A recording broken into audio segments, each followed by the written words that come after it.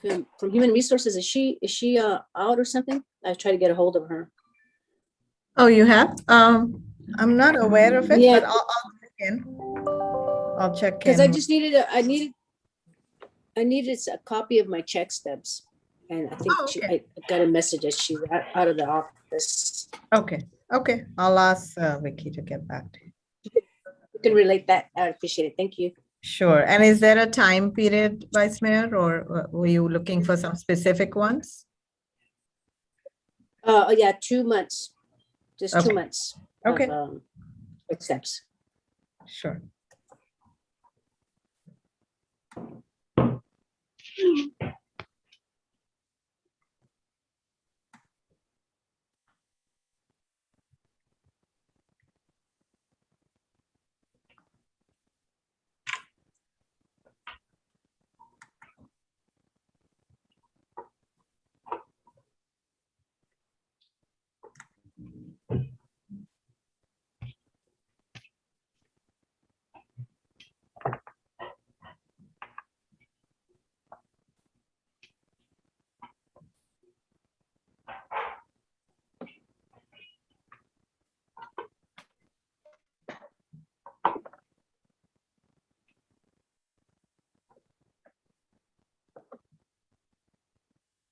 Is the mayor here?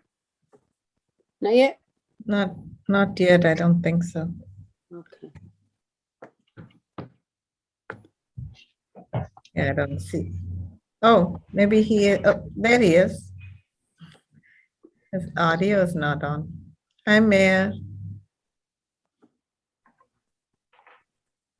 No way.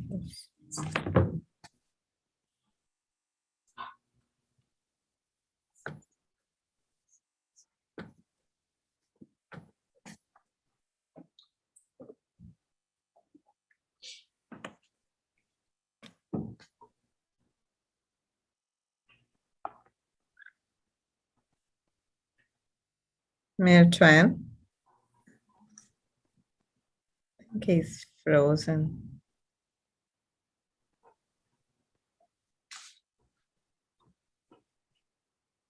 There it is. Okay, sorry, Okay. as soon as I got on the Zoom, my computer just slowed to a snail. Oh, no. It looks like I'm streaming properly now, so great. Sorry about that. Okay, welcome everybody to today's special transportation subcommittee meeting on this Friday afternoon. And I hope everybody enjoyed their Veterans Day holiday yesterday, along with Americans across our great country. I just also want to thank folks for accommodating this special subcommittee meeting that I've called. I think with an agenda item here that I hope is worth our residents' time. And I'm feeling hopeful that this afternoon we can bring some best solutions together for our residents. So I'm very positive about what our engineers have for us, and Mr. Chan has for us today. So we'll go ahead and call this meeting to order, and I'll do the roll call. Vice Mayor Montano, I see you. I'm here. Thank you so much. I know you're very busy, and I see also roll call is there, but I want to recognize our Assistant City Manager, Ashwini Kantak, our traffic engineer, Mr. Steve Chan. And next up will be the Pledge of Allegiance. Please stand.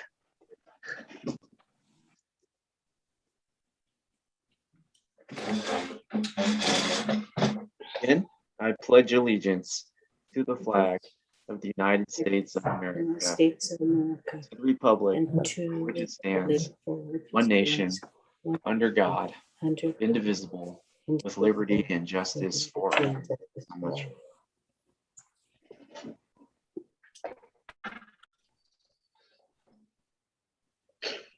Okay, great. We'll get the agenda back up here. Scroll down a little bit.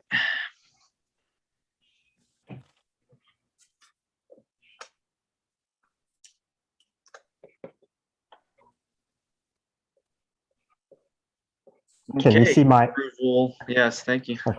I'll move to approve the agenda. I need a second from the vice mayor. Second, All right. And why not? All in favor?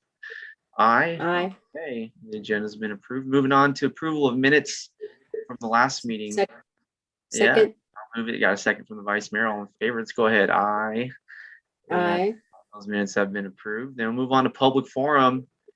If there's any members of the public, let me see here. We'll take any public comment in the forum. We do have 3 attendees, very familiar names. Okay, great. I see no virtual raised hands. That's it for the public forum. And we'll move on to item number 5, which is business items. And we'll jump into a pilot shuttle program. Milpitas on demand. for this agenda item, we have our principal principal planner, Jay Lee, to present this item. And you just need to make him a panelist, Steve. I see him in the attendees or IT. IT, please. So both Ned and Jay.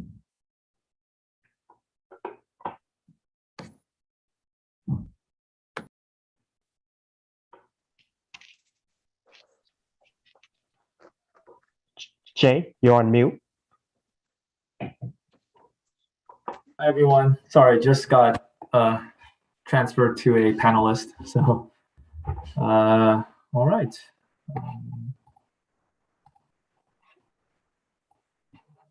Okay, just getting ready. All right, thank you. So thank you, everyone, for giving me an opportunity to provide an update on the Milpitas On Demand pilot program.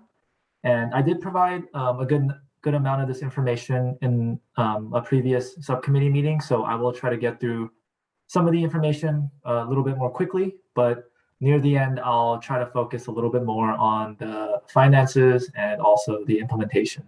So let's see, next slide, please.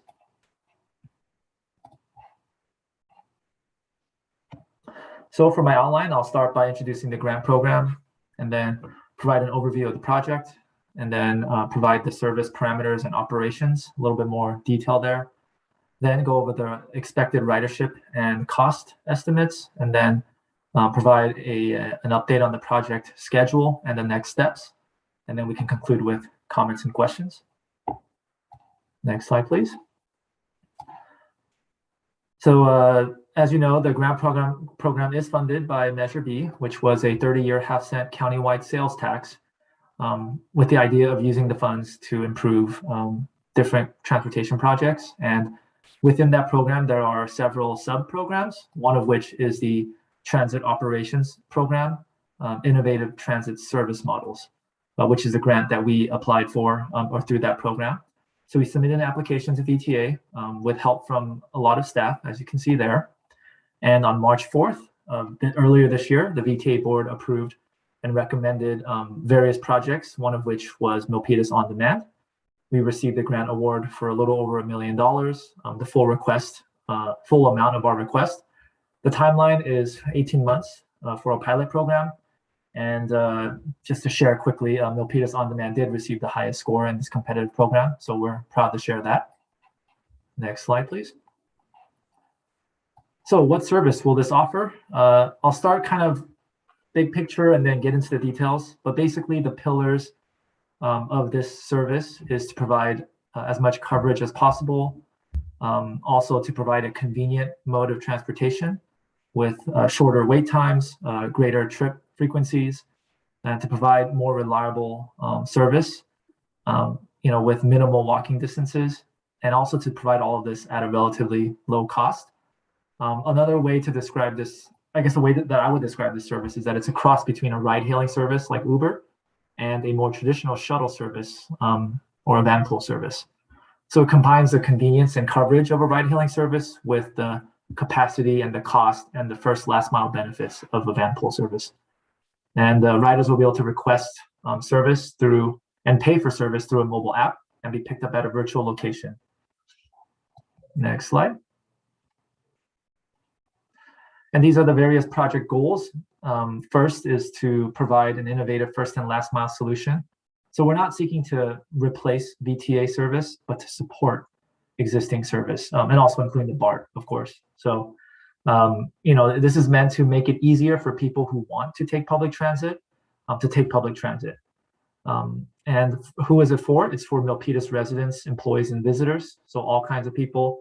And we do, it was a priority of ours to service the vulnerable and disadvantaged populations, including the youth, elderly, low income, and disabled. And the reason for this service is we believe that it will provide flexible and convenient transportation option, and just help balance out our transportation network to be a bit more multimodal. Next slide. And again, to summarize, this really is a first and last mile solution. And maybe the best way to describe this is, as you can see on the map there will be, 100 or perhaps a little bit more virtual stops throughout the city.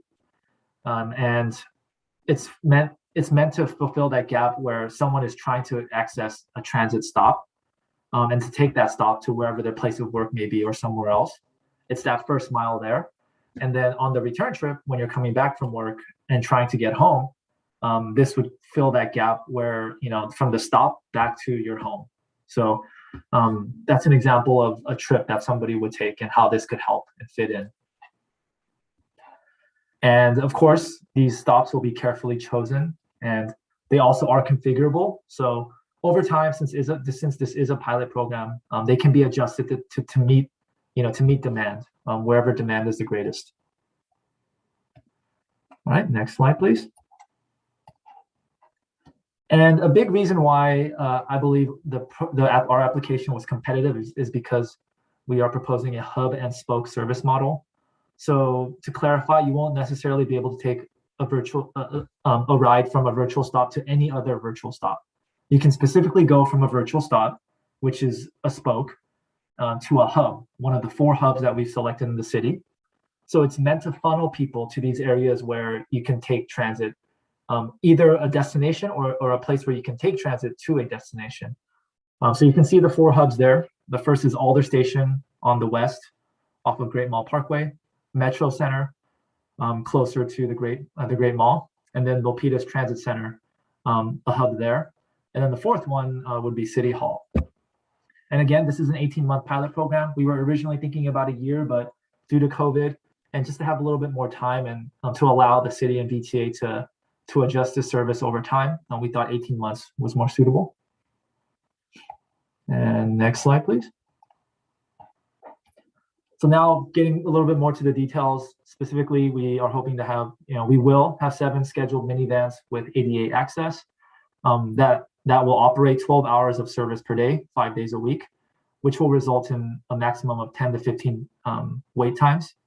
And the estimated cost to run the program is about $7 to $9 per passenger, which is actually relatively low. So it's at a low cost to the city. But I'll explain later that there really will be no out-of-pocket expenses to the city, namely due to the grant program and the fare recovery. And the fares there are relatively low, cheaper than some of the options in the area. So the base fare will be $2.50 per ride. And then there will be a reduction of $1 to $1 for youth, low income, and the disabled. And yeah, again, this, we do believe that this service model is unique because it's flexible, it's convenient, it's affordable. Yeah, and it fulfills a need in the city. Next slide. So the first station I'll go over is Alder Station. It's a connection to the VTA light rail Alder Station, and it connects to some of our industrial areas or office areas on the western side of the city. And again, this will be a last mile solution, namely to get to the industrial park. And there will be several virtual stops in this area. Next slide, please.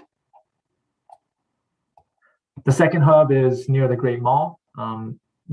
We see this as more of a first mile solution where you can get to the VTA light rail line. That's right there, the Great Mall / main station.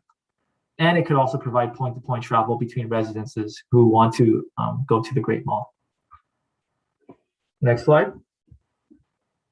The third hub is the Milpitas Transit Center, a first mile connection to many other places throughout the day. Obviously this is a critical area in our city, so we definitely want to have a hub here. And we do believe that it'll help reduce the load on the adjacent parking garage, as not everyone will need to ride or drive a single occupant vehicle to the BART station. Next slide. And the last hub will be at City Hall, near the town center, which will provide access to City Hall and the town center shopping center. It'll also help with trips from nearby residences to this area. And we do believe that this location will generate the bulk of the midday trips. Next slide. All right, so how much will this cost? So first, the total budget that we set aside is $1,355,916. And this is calculated by taking the cost of operating each vehicle, the 7 vehicles for those hours that I mentioned earlier. It also includes the software costs and also marketing costs. The Measure B request was for a little more than $1 million, so $1,084,732 approximately. And we did provide a local match of 20%. As you can see, there is $271,183. Thankfully, we do expect some fair recovery, and the number that you see there, a little more than $100,000, is actually based off of the most conservative ridership. So obviously, if we are able to go beyond that ridership that we anticipated, we can collect more fare and cover more of the cost. If we expect a moderate ridership, we expect to gain $171,000 back and $239,000 for high ridership. So the net cash contribution, this is based off of the most conservative estimate, would be $159,583.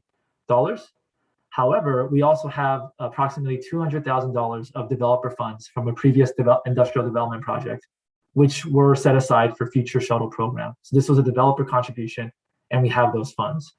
So in actuality, I think we'll have a great chance of not having no out-of-pocket costs, but not only that, actually recovering some fare beyond that amount. So again, yeah, just overall, the point is there will be no out-of-pocket costs to the city, very highly likely. And the project timeline, real quickly, RICO has indicated that we would need about 14 weeks to launch the program. So currently, we're working with RICO to execute a service agreement for the program. We're also working with VTA on a separate agreement to receive the grant funds through reimbursements.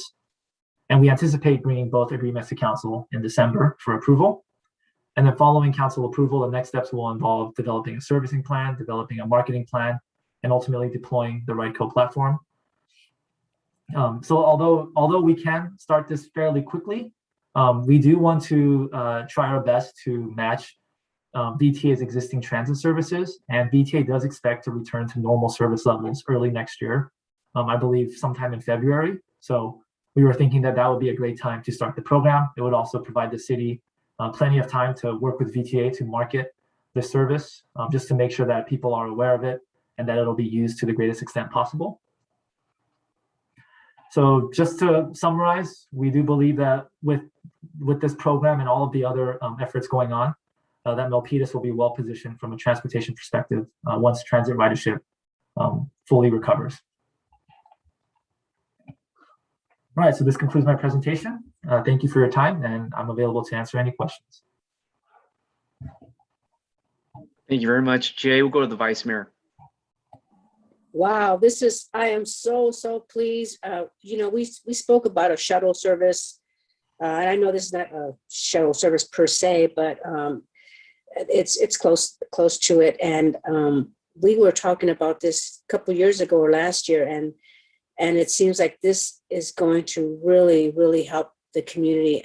I am so proud of you guys for doing this. It's excellent.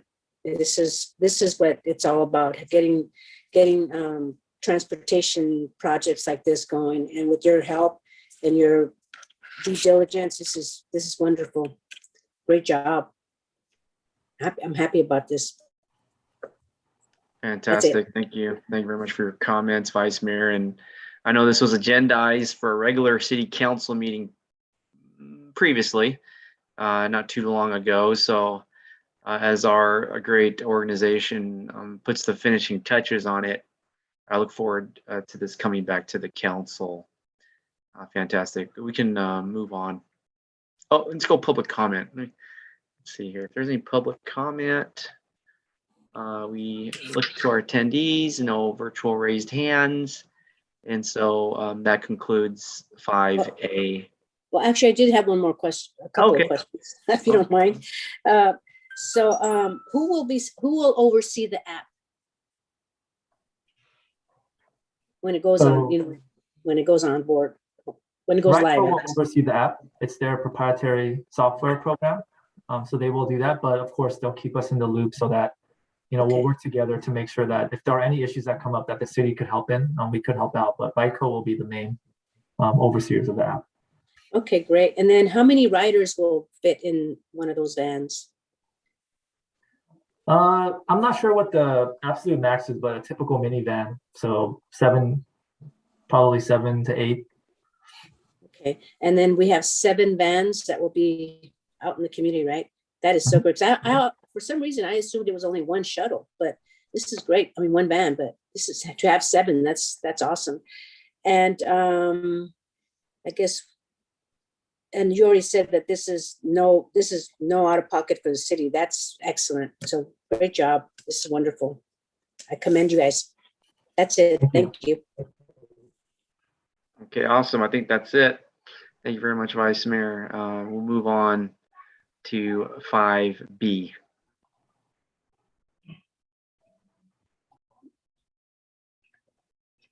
Okay, sorry, let me bring the presentation up.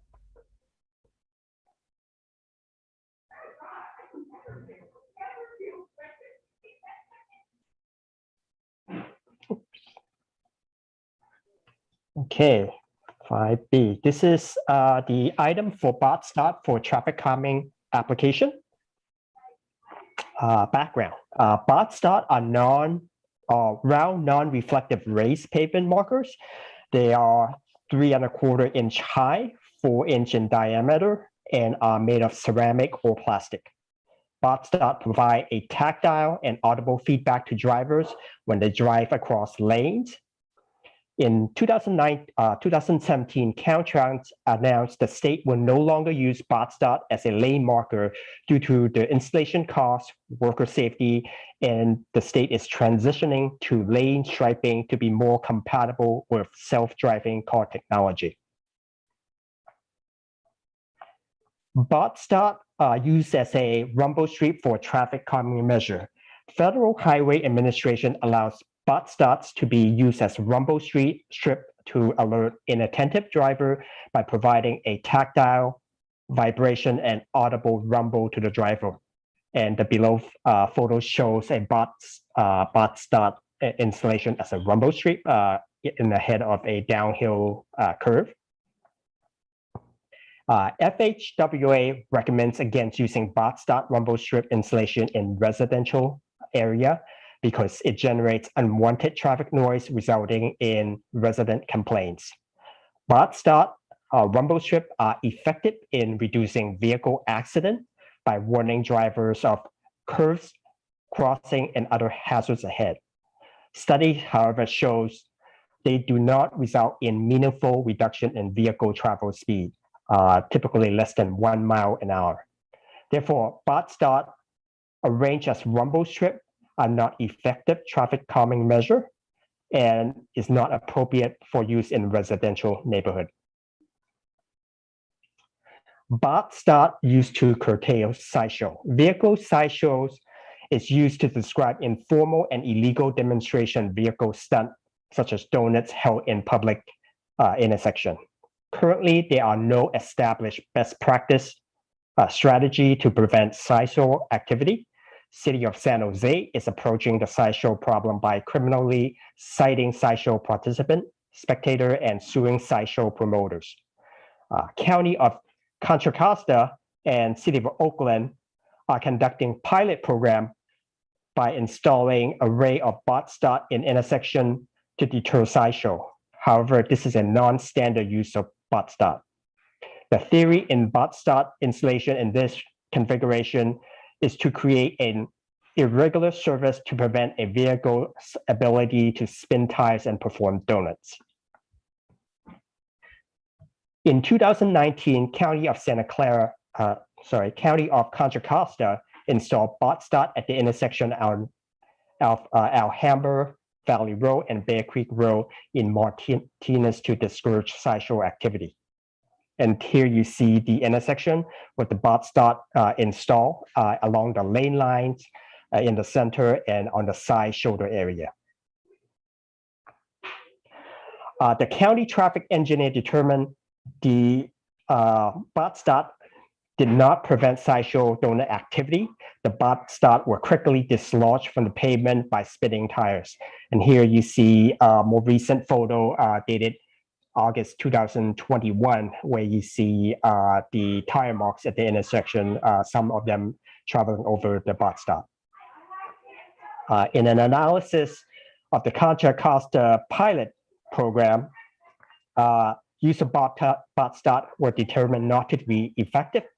The county since then have tried larger 1.75-inch high and 6-inch diameter pavement marker. The larger pavement marker are intended to provide a greater deterrent. However, they seem to be not deterring the sideshow activity completely. Donuts skid mark can still be seen at the intersection at this time. The county traffic engineer indicated there is no current plan to expand the pilot program to install raised pavement marker at other locations. The effectiveness of the raised pavement marker to abate sideshow activity and donut at this intersection is inconclusive at this time. For City of Oakland's pilot program, Oakland began a pilot program in the summer of 2021 to implement engineering strategy to support law enforcement's effort to stop sideshow activity. Oakland installed a cluster and array of bot start in the intersection in approximately with an approximate cost of $5,000 per intersection. Here you see one of the pilot intersection with the bot start array in the center. The pilot program for Oakland include 5 intersections, 3 of which is on City of Oakland's jurisdiction. They are the 35th and McCarthy intersection, Fairview and Foothill, and High and McCarthy Boulevard. They were installed, bot start were installed at those intersections between summer and October of this year. The remaining 2 are Caltrans jurisdiction. One of them was rejected already by Caltrans, and the other one is Oakland is yet to submit permit request to Caltrans for approval. And those are the 42nd Avenue and I-880 interchange, and 42nd and International Boulevard, which is State Route 123. Staff took some recent photos last week of the installed bot start. Here you see Foothill and Fairfax intersection in Oakland. As you notice in the intersection, many of the bot start are already dislodged since its initial installation. And this photo, this slideshow photo of 35th and McCarthy. Here to the top right, you see some tire skid mark over the installed bot start. And lastly, this is the High and McCarthy intersection, showing a more dense array of bot start installed at this intersection. Analysis of the City of Oakland pilots program. Oakland is continuing to monitor the program to determine the bot start's effectiveness in deterring sideshow activity. And they are also trying to determine if this non-standard installation of bot start creates any hazard for cyclists or other unintended consequences for normal traffic movement. Staff views observation indicate the bot start became dislodged in a short period of time and would require frequent and ongoing replacement at additional costs. The pilot program intersection have evidence of regular or recent circular skid marks donuts over the bot dot area and show their uses may not be effective as a stunt prevention measure. The city of Milpitas traffic calming measure. Milpitas Police Department has not reported any sideshow activity in Milpitas. In addition to police enforcement, the following structural traffic calming measures are deployed in Milpitas. They include radar speed feedback installation, pedestrian warning beacon, international high visibility crosswalk striping, curb extension, raised intersection table, speed humps, narrowing of vehicle lanes, green bike lane to separate bike lanes from motor vehicles, and buffer bike lane, green bike lane to identify conflict area on the roadway, and buffer bike lane separating cyclists from vehicle traffic. And the city will continue to monitor pilot program of Oakland and Contra Costa County and track new emerging traffic calming measure. That concludes my presentation. Captain Morales from our police department and I are available to answer your question that you may have. Thank you very much, Mr. Chan, and welcome, Captain Morales. Great to have you here as we look to really explore ideas to help our city. A couple of takeaways from the presentation.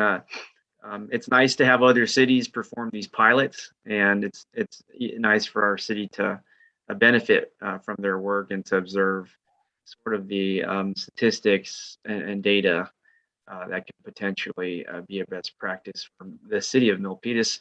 I think when we're having this discussion with the bots dot, it's kind of twofold. One is the traffic calming in terms of the road safety and speed of vehicles. The other is donuts, as you mentioned. Yeah, we fortunately, I'm not even afraid to discuss it because I might jinx it, but in terms of the sideshow activity, we do not have that. But we do have isolated incidents of donut activity as evidenced by our roads, very obvious. Now, part of the presentation showed the fiscal impact, and it is about $5,000 based on that one slide. And, to me, that's a really huge positive understanding that actual speed bumps cost much more. And so looking to manage the potential cost to our city budget, I think bringing that number down from the speed bump number. Mr. Chen, how much is a speed bump? Let me ask you that. A speed hump installation is typically between $6,000 to $10,000 each. Okay, and so these are it's lower cost here. We've to explore. But, so I guess today I really want to focus on the traffic calming for the bots dots. Our police department doesn't have we didn't request that information today, but we do have reported and truly saddening evidence of some of our windy roads here in Milpitas, Fallen Leaf, North Abbott. I can name a few more where there has been instances of vehicle collisions, vehicle versus vehicle, some of them hit and run that I know. And I really want to continue advocating for these bots dots to be installed in these areas where there's a history of repeated vehicle collisions for our residents who park their vehicles on the street, outside of their home, and also where areas where there's a lot of residents and their families along with them, homeowners. We do have a number of residential streets in Milpitas that are at a significant length. If just looking at our urban planning or suburban planning, you see a Yellowstone, a Yosemite, Arizona.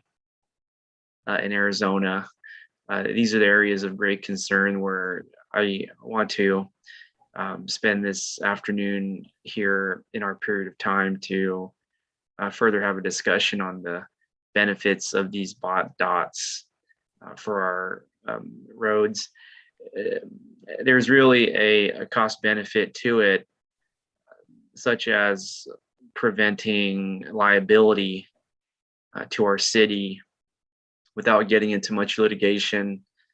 We have sort of litigation on file where vehicles were involved with different instances. And it's really about risk management of these bots dots as well, not just the direct benefit to our longtime residents, but risk management for future purposes. So just a truly, I think, based on the presentation for traffic calming, I really love this idea and the value it can bring to our community.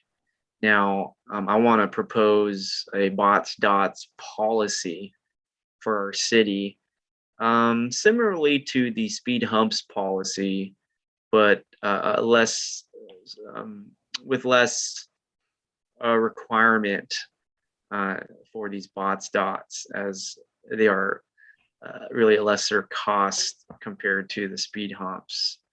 I think that's what I'm looking for the subcommittee to accomplish, in really thinking and being mindful of our residents that do live on Arizona, north of Washington, north of Dixon Road, and thinking about the residents on North Abbott and the Pines, Fallen Leaf, where the road is windy. It's not just the really the rate of speed of the vehicles, but also the road being windy and the sort of visual that the drivers can have when the road's a little windy. You're losing sort of your range of vision. And so I want to go to the Vice Mayor for her thoughts. Vice Mayor. Thank you, Mayor. Yeah, I see where you're going with this. So instead of the speed humps, you would like to have bot dots. The presentation did say that they are easily dislocated, and so I'm wondering how long do they last on the road if they're not dislocated? Because I do see a lot of them that are just randomly they were dislocated from other cities that I attend or have gone to. So I guess my question is, even though it's cheaper, but in the long run, is it really cheaper? Because if you have to replace them. So I guess my question to staff is, how long do they last? And if they're put on the street, how long? What would be the average lifespan of one of those bot dots? Well, to answer the question, there's no definitive time length. It all depends on traffic volume and speed of vehicle traveling over the bot dot. As you could see for the bot dot installed in the city of Oakland's intersection area, some of them were installed in July, and some of them were installed in August and October. They are already coming off now in November. So over a span of 3-4 months, they have been coming off. I don't know how active and busy those intersections are, but with those instances, within 3 to 4 months, they have been coming off in pretty large numbers. Yeah, I yeah. also want to add to that. I did a little research, and actually, I think federal roadways or highways and state interstates, I think Department of Transportation, they phased out bots dots. They've actually phased them out for like freeways and interstates and highways for that reason. It's, I guess, level of secureness to the surface of the road. My research also showed that cities are continuing to use them because, yes, the higher the rate of speed, as mentioned in this discussion, the more sort of risk for these dots to be dislodged. But on the city street level with lower speed limits, they've shown to have more sturdiness. And that's something to consider in a fair way as well. Yeah. I do think that due to the cost of these, Mr. Chan, how much are one of these dots? For the actual material itself is Right. when I prepared this presentation, they're approximately 100 for or 50 for $100 approximately. Right. And so, yeah, I think anytime you put anything out there, even a stop sign, which can get run over, I've seen that, right? There's going to be anything on the road. Anything on the road is going to get dislodged, unfortunately.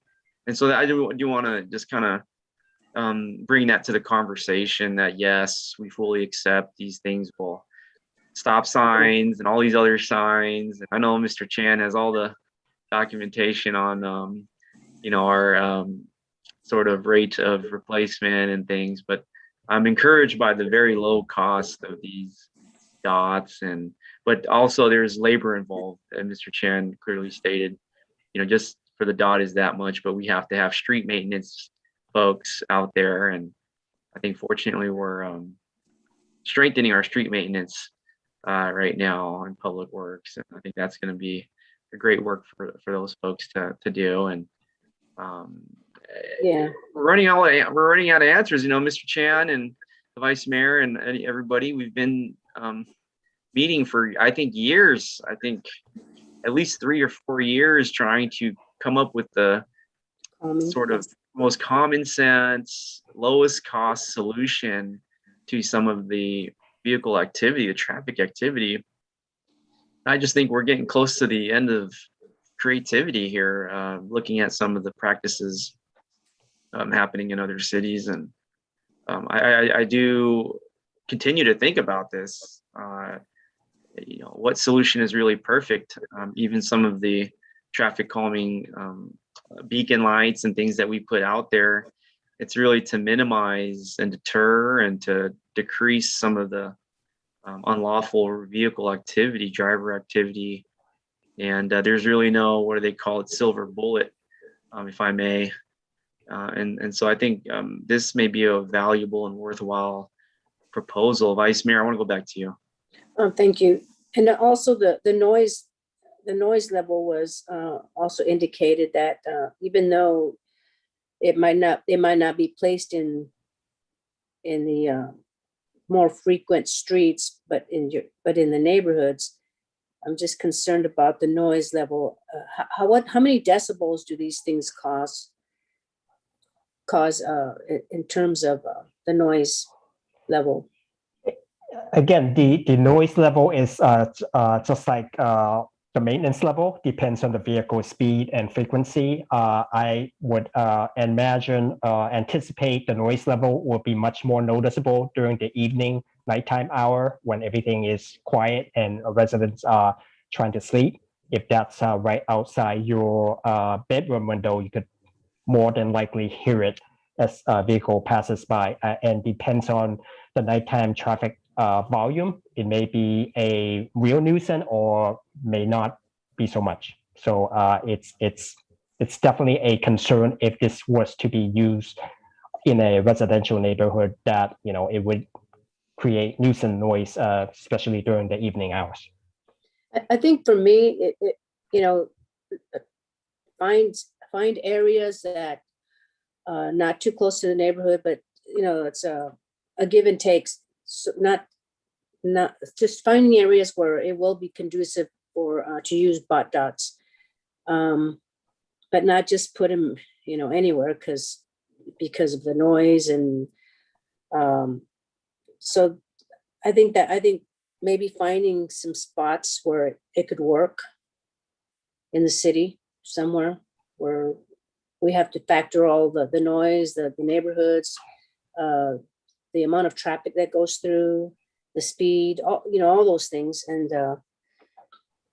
I think that would be a way to go. And I know that this was brought up specifically to deter the donuts, the kids doing all those tricks or whatever you call them. But and yes, I do agree with the other cities that it's not working, or the other authorities are saying that that's not really a deterrent. I think the best deterrent to stop those the donuts is educating our youth at the high schools, and letting them know the consequences and how dangerous it is. And again, with our law enforcement, to make sure that these whoever's doing that are cited, and perhaps having some consequences. So yeah, Vice Mayor. I'm good with the policy. If Yeah. we can come up with a policy, that'd be good. Absolutely. No, you're absolutely right, Vice Mayor. That's why I appreciate your discussion. You always bring that perspective that is needed. And so I second the Vice Mayor on those thoughts. I think about the noise, and I think about some residents, maybe in the Pines, where there are speed humps. And folks who may, the speed humps are right outside their single family home, for example. And I know when folks are inside, they might hear like a car flying over the speed hump, and you hear it. But I think those residents do appreciate, I think they appreciate the sound, knowing that that driver sort of met a consequence of speeding outside of their home. There has to be consequences. I want to go to Captain Morales. Is he still here? Let's see if he's here. Yes, Mayor, I am. Hey, cool. Yeah. Hey, you're here. I might as well check in with you. We're happy to have you, by the way. I just want to check in on the need. It's always about the need for our residents. And I'm going to ask you for information. If you don't have it right now, maybe a follow-up email will suffice. But, I think we do have roadways in Milpitas. I know I hear about it. For example, I hate to go back to it, but like North Abbott and Fallen Leaf, sort of more windy roadways where there's really a history of vehicle accidents due to speeding and lack of traffic calming. Are you aware of sort of those areas where their residents are calling and there's police reports? Well, first, Mayor Tran, Vice Mayor Montano, thank you for having me here today. I'm grateful for the opportunity to talk on behalf of the police department about this matter. What I can tell you is I had our analysts look into more specifically the donuts, that type of driving throughout the city, in relation to possibly using bot dots to help calm some of that illegal behavior. We've had about 42 reported calls to us on a driver doing donuts in various locations in Milpitas. We don't see any repeat offense locations throughout town. And generally for us, we're there rapidly after the call for service comes out. When we do stop someone who was driving recklessly, if it falls under, exhibition of speed, there are stiff consequences to that. If an officer catches someone doing that, or it's endangering the public, we can actually impound the vehicle for 30 days. And it's a misdemeanor citation that driver would get. But our traffic safety unit fields calls and emails from our community members regularly about, traffic concerns throughout the city. I can't speak right now to the number of accidents in the area of Fallen Leaf and Able, but what I can say is we do make every effort to be responsive to their needs when those complaints come in for speeding, people running red lights, stop sign violations. So we are aware or responsive to those concerns when they do come in. Great, thank you very much, Captain Morales. And I want to follow the Vice Mayor here with moving this policy forward one step. And I'd like to recommend to really include in this policy, if there's a need for this traffic calming application of bot dots, a documented, we want evidence, documented repeated vehicle versus vehicle collisions involving a high rate of speed over the limit.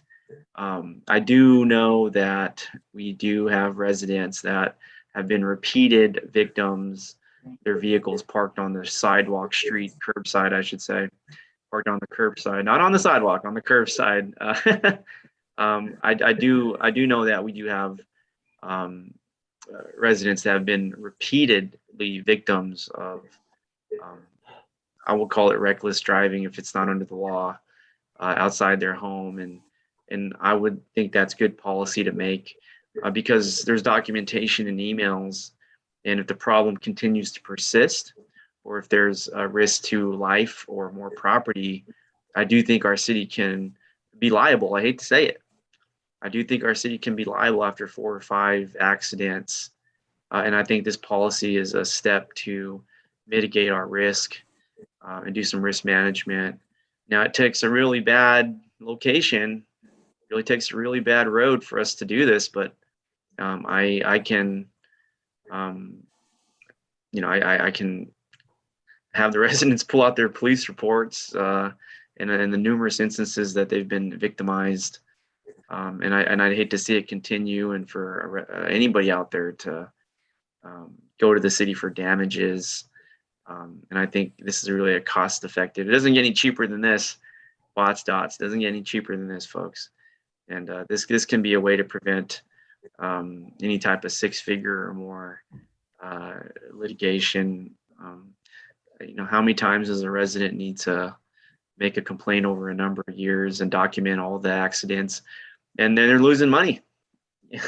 And they're losing money. Maybe I should have brought the residents to this meeting. I didn't want to take their time on this Friday afternoon, but these residents are losing money. Someone hits your car, you're still going out of pocket for the deductible, loss of transportation, loss of time. And these residents are being victimized with evidence of their police reports. So I'd love to see this policy take shape. And I know this transportation subcommittee with the vice mayor and I can do our jobs here for our residents. Vice Mayor, did you want to add anything else? I know you already spoke, but we can start in some direction. I have gone to several cities that do have those bot dots, about maybe around, I think, a couple of feet before a heavily used crosswalk. It's to alert a driver that might be on their cell phone, or even though that's illegal, but it just alerts them before that crosswalk. So if we have any major crosswalks, I can think of one. Arizona. Arizona, and I can think of one on Main Street, right by the Jain Temple. Canton, Park Victoria. That's another one. So yeah, I think those could work well in front of crosswalks that are heavily used by pedestrians. Mm-hmm. And then the other thing I have, you mentioned speed humps. Some of those speed humps in the evening, I think, Mr. Lee, you mentioned about in the evenings, that's when people might not see the hump and drive really fast, and you could hear the car just, Dump.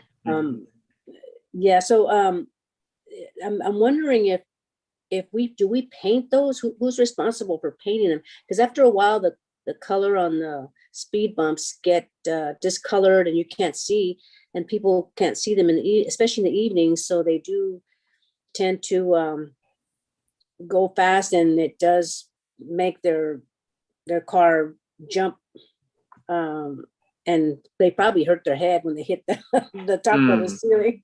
But yeah, I think that's another area that we need to make sure that those speed humps are painted properly so people can see them at night. So I just wanted to mention that.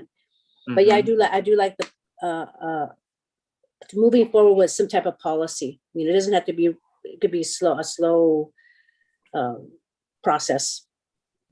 Gradual, absolutely, yeah. Yeah, gradual. We want to definitely manage it we definitely want to manage this as we take a step forward today. Yeah, I remember the police department did the traffic safety, what do they call it? They do traffic safety at the intersection right over by Omega on Canton and Park Victoria. I think that day they got dozens of citations for folks not really stopping at the stop sign or on their phone. I mean, we have all the paperwork, it's evident. Right. And I think the vice mayor, which the vice mayor is alluding to, and has not been brought up, the vice mayor just brought this up, is putting bot dots there so that folks are more cognizant of the stop, the crosswalk. I don't think there's too much we can ever do for road safety, and especially this is just very cost effective. The mid-year is coming up for the budget in January, so I will be at that meeting, and we'll look to set aside a little bit of funds. Again, these bot dots are the most cost effective, I think. And, I think we're looking to do this. I think we're overdue actually with road safety and traffic calming in our residential areas. Let me check in with our assistant city manager. Perhaps there are thoughts there. Oh, thank you, Mayor. No, I don't have any comments. Okay. We're happy to take your input and as part of the video. If that's Okay, great. Well, let's do the policy today, and then when we get to January, we'll look to carve out a few dollars to make a big difference in Milpitas. But today, in regards to the policy, we'll do that. I love what the vice mayor is saying. We already have tons of evidence and data from our police department. I mean, we don't have to do much. We just got to pull the reports. I like to include in this policy. I'll say it for the vice mayor because she already said it, but sort of identifying intersections where our traffic safety unit of the Milpitas Police Department has already conducted enforcement, and we'll look for the intersections in our residential neighborhoods with the highest rate of citations for those enforcement events. And those should be in the policy to determine the value of installing this application. Mr. Chan, I'm sending all this to you. Also,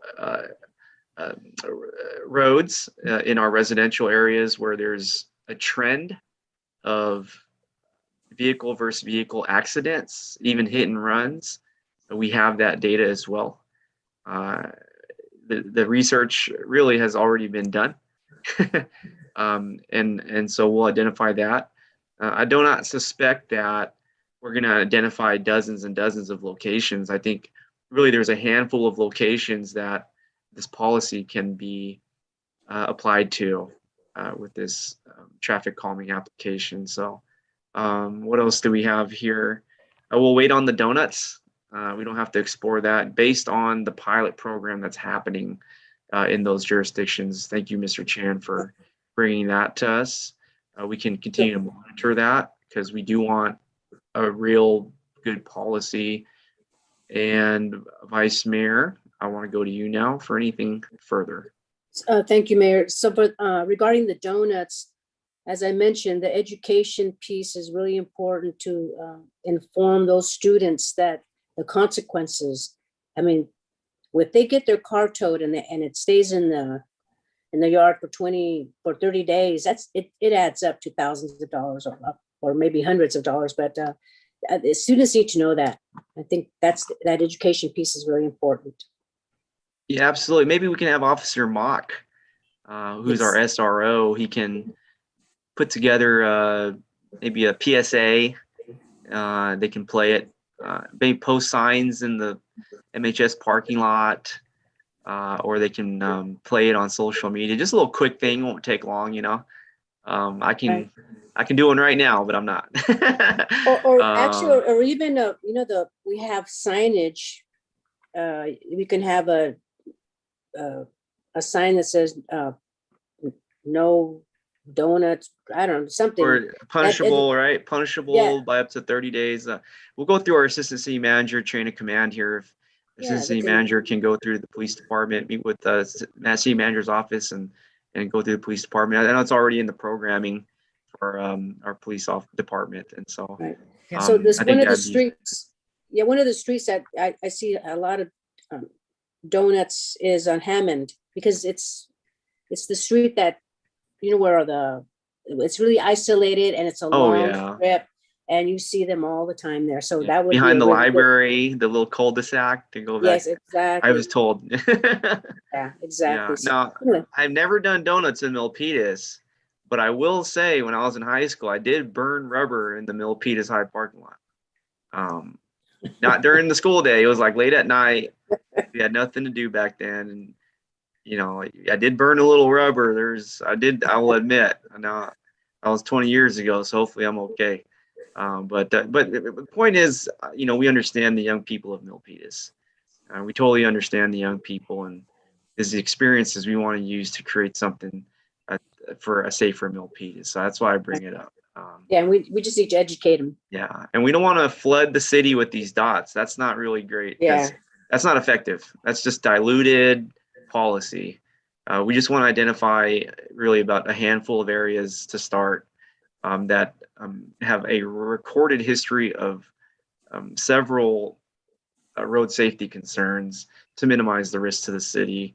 We want to be very sharp, clear, and precise, consistently accurate with what we're trying to take a step forward with today. So I know our residents will be watching, and you know, though their voices are so important, they're not here this afternoon, but I know they will be pleased with this transportation subcommittee's work. And in the event we need to bring these voices, we will. And I don't even want to request too much information from the police department right now, because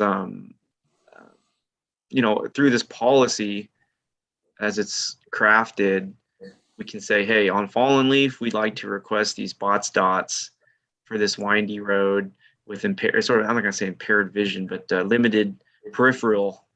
And that way from there, the policy will say there has to be a history of vehicle to vehicle accidents. And then from there, we can pull the police report and we can demonstrate there's been 3 vehicle to vehicle accidents, collisions within this address is maybe 100 feet, 50 feet radius. We just want to really pinpoint areas and be effective, even though these dots are not extremely expensive. Even though they're very low cost, we still want to treat them like $100,000, like they're $100,000 speed bump or hump.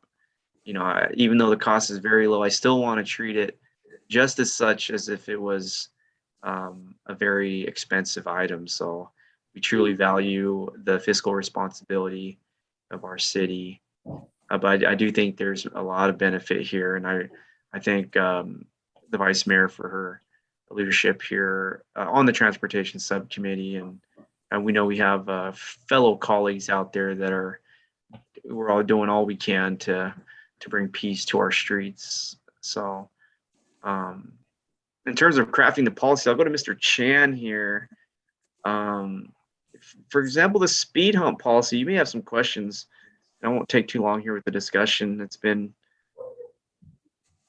an hour, but you know, in terms of the speed hump policy, there's obviously a certain rate of speeding that's required for the speed hump policy. I'd like to create this policy more subjective with the history of vehicle accidents from the police department for those locations of concern. Are you able to put that together, or would you like for me to send over a draft policy similar to the speed hump policy to you to work with? City staff definitely could work on developing that policy. It sounds like this is a different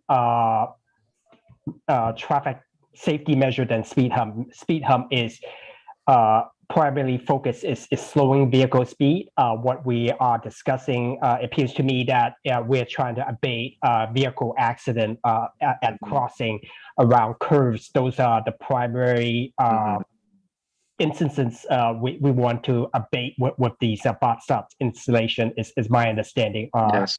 with the current discussion. So like the Vice Mayor mentioned, as we approach an intersection like Arizona where there's stop sign, these are the location we would focus these bot stop installation so that way when they run over the dot, they're alerted by the rumble through their steering wheel that, hey, pay attention, there's a stop sign ahead, there may be someone stepping out in front of you at the crosswalk. Similarly, like the Jane Temple area mid-block crossing, could be a candidate for bot stop installation where it alerts driver that, look out, there's something that you should be paying attention to. Is the intent of this bot stop installation is my understanding. Yeah. Absolutely. Yeah, I think you got it. And I just want to make sure we provide you all the feedback and information so that you can, I know you're very talented. I know you can do this like in 2 hours, so I just want to make sure we're here for you. That's really it. If I may, since we are developing a policy, again, staff concern is that, it is a noise nuisance in residential neighborhood. So it may be more conducive to our pilot project where we look at the data, look at the accident history, and focus on those particular intersection that has a history of accident, like you mentioned, that Absolutely. We would deploy this bot stop rumble strip at those crossing, engage the effectiveness as well as residents' acceptance, with the additional noise generated by them. Would that be something? Yes. I think that may be, instead of a formal policy adopted, we are locked in stone, that we have to come back to council to adjust later on, at least with a potential pilot program. We could kind of, gauge community acceptance over a period of time to make sure that this policy, we don't have to change later on. I agree. Absolutely. No, absolutely. That is something that is loud and clear and correct. So if you ever need to bring this to the council, we will. I don't see the funding for this until January, at least the exploration of it. So we do have maybe about 2 months or so to as a timeline, but absolutely within the policy, everything you stated, to have those things considered. Okay, great. Let's see here, Vice Mayor. I know I've gone to you already, but I think we'll wrap up here before we wrap up. I just wanted to make a little short comment. As you know, I serve on the VTA Board of Directors, and at our last meeting, I did make a proposal, or we have a certain time where we make announcements or referrals. And so I made a referral to have VTA staff look into what it would cost to have a free fares for high school students, and specifically high school students. Now, I know the County of Los Angeles they have a program, but theirs is K through 12. And I'm not looking for the elementary school. I'm specifically looking for targeting the high school students because they're the ones that drive the cars. They're the ones that, create congestion in the mornings. And so if we have a free fare passes for all students, all high school students, I think that would also reduce our carbon footprint. And so right now staff is looking into that and see what the costs are and what that means. And I also spoke to Cheryl Jordan, superintendent, and she loves the idea. And so we're looking into that right now. So I just wanted to make that short announcement. Thank you. We love it. We love it. We love it. Thank you. Everybody's doing their part. Fantastic. I guess we're on other topics now. That's number 6. We've moved on from 5B. Is that okay, Mr. Chen? That's perfectly fine. Okay, great. Fantastic. So yeah, we are on 6. Thank you for those announcements. Vice Mayor. I remember, talking about sound. I think I remember there's a time where I used to live on Escuela in Jacqueline, my grandmother's house. And I used to live there. And so I used to go running around. And I remember like I had the crosswalk at Escuela and Jacqueline, I think the city years ago, many years ago, before I was here. Like I guess they installed like new crosswalk technology that had more sound, the chirping, I think, when the walk signal is up. And it was so loud. And the residents that lived on the corner were like, I know they were having a headache, the chirping was just so loud when they were first installed. But I think the city adjusted that properly. And so it was less of a noise pollution or nuisance. And so, yeah, we are mindful of our residents' peace of mind, right? So that's just an example. It's pretty neat. I get to talk about that now, and having the honor to serve and work with folks like yourself, Mr. Chan, and Captain Morales. Thank you. But yeah, that's it. I think today was pretty productive, and I feel like we're a little ahead of some of the transportation needs we have. I think item 5A was super important. Mr. Chan or Ashwini, when is that coming back to council, if I may ask? The shuttle, Mayor. Yes, please. We're trying to work out some insurance and indemnification language. So we're hoping for December 7th. It's not on the 16th, but December 7th. Okay, great. Wonderful, approximate, tentative, whatnot. So yeah, it's great. Just getting a lot of work done, and I'm very thankful for each and every one of you. Next meeting is Friday, February 11th. I don't think that's President's Day weekend. But if that's a work day, then we're working. And so we'll move on to adjournment. Looking for a motion to adjourn. Vice Mayor, will you do the honors? So moved to adjourn. Okay, I'll second that. This meeting's adjourned. I want to thank everybody and have a great weekend and get some rest and enjoy time with your families. Okay. Take care. Thanks, Mr. Chan. Have a Thank you. good weekend. Bye. Bye, Bye-bye. staff.